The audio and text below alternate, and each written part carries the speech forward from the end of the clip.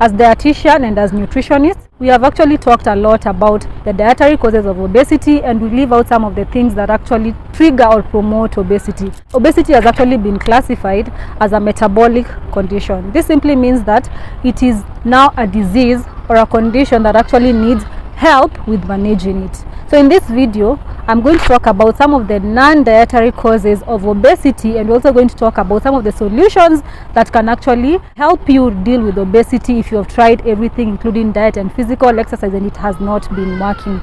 So the first thing that I'm going to talk about is stress. Stress.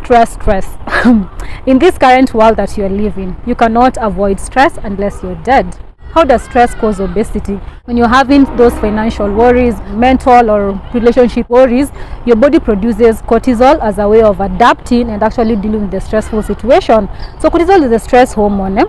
When you are in a stressful situation, your body is going to activate through the glucagon hormone the conversion of glycogen to glucose so that your body can have increased circulating energy. The problem comes with overproduction of this cortisol, because now you're going to continue with the overproduction or the release of glucose, and your body and your cells does not need the extra so much. So what happens is that your body is going to trigger production and release of insulin to ensure that it actually controls this blood sugar that has actually been introduced. Now you remember, you're still in the stressful situation, in a chronic kind of state of stress, so it's going to release more cortisol, so you're going to need more glucose, and your liver stores have been depleted. Your brain, through the hypothalamus, is going to trigger hunger hormones, things like the ghrelin, to ensure that you take up the needed extra glucose. But remember, you still have excess glucose because your body is not in a position to utilize that glucose, because maybe your energy demands have not gone high. It's just that the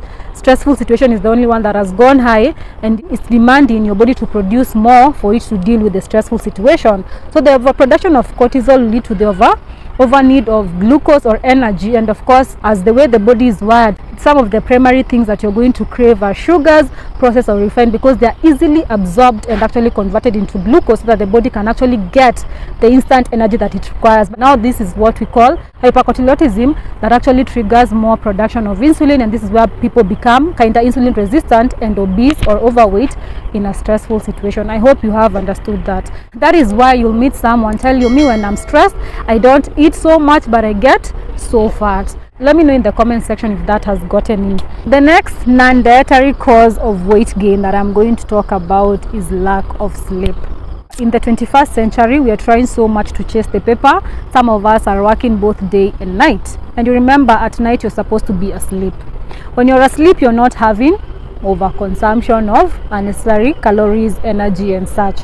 And you see, when you're alert, when you're supposed to be sleeping, your body is still going to be alert, and it's not going to release those enzymes or those hormones or antioxidants that are supposed to help your body relax and cool off. And again, when you're not sleeping well, you're going to have issues with stress management and issues with the third cause that I'm going to talk about, that is hormones. Hormonal imbalances can actually bring about overeating or overindulgence in particular types of foods. If you have control of your hormones, you can actually control your plate, you can actually control your weight without any struggles.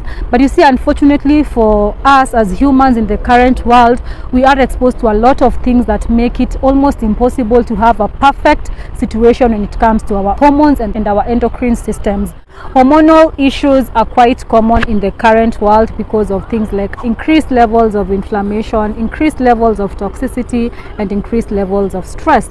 And inflammation is one of the leading causes of metabolic disorders, all of them including obesity. When you're exposed to chronic inflammation on a daily, you're going to have cell death, you're going to have poor metabolism, poor absorption and utilization of nutrients, poor excretion, and all this cause a lot of unnecessary storage that comes with obesity and being overweight. So if you are struggling with overweight and obesity, you have to ensure that every other day you take up measures that improve inflammation in your body, things like meditation, things like increasing your intake of healthy foods to ensure that you provide yourself with antioxidants, phytonutrients, nutrients from fruits and vegetables that help calm the effects that inflammation actually brings. Hormones and inflammation is one of the reasons that we have young people so much, young people like maybe like 20 years, 30 years, even teenagers getting cancers. We have kids getting type 2 diabetes, arthritis, not even the rheumatoid, the actual arthritis, because of poor dietary habits that expose them, or poor practices that actually expose them to inflammation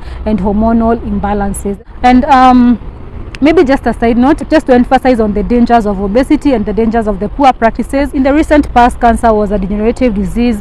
Obesity was a condition for the rich, but currently we are having worldwide more than 40% of all children being obese. That is a big number, and we have in the, like as I said, more than 2/3 of us adults actually either obese or overweight. These are very worrying figures because obesity has been associated with conditions like diabetes, cancer, arthritis, hypertension, name them. All these conditions that you and we are both scared of because they are lifelong conditions that needs lifelong management. So as we talk about the dietary practices or the dietary causes of obesity, like poor dietary choices, poor digestion hygiene, too much drinking and such, let's talk about some of the things that we can actually control that are not related to diet, like ensuring that we take up measures to help with stress management. We work with a dietitian to help us control and manage our hormones, reduce inflammation, and ensure that we sleep better. And the last one is physical exercise.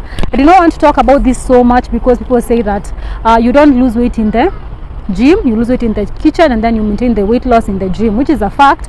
But again, if you have an issue with your metabolic function or you have issues with obesity and weight, you have to ensure that you incorporate physical exercise. You don't want to go on restrictive diets that are not going to help so much with your metabolism. You want to ensure that you're going on adequate consumption of foods, the healthy foods, and also practice adequate and healthy exercise to ensure that it matches and it balances the metabolic health and function to help you actually control the weight better. So I hope this video helped. If it did, kindly consider subscribing. Let me know in the comment section some of the challenges that you have with obesity or weight management, and I'll be more than glad to address them. So until next time, it's your favorite dietitian Mumina, and make sure that you watch this video here on some of the root causes of obesity in women and the general population, and let's meet there.